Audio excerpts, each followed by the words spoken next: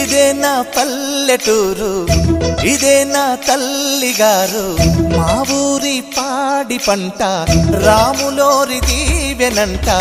తల్లి గోదావరి నీళ్ళు కడిగ సీతమ్మ పాదాలు, ఊరంతా హాయ్ హాయ్ హాయ్, మనసంతా హాయ్ హాయ్ హాయ్. ఇదే నా పల్లెటూరు, ఇదే నా తల్లిగారు, మా ఊరి పాడి పంట రాములోరి దీవెనంట.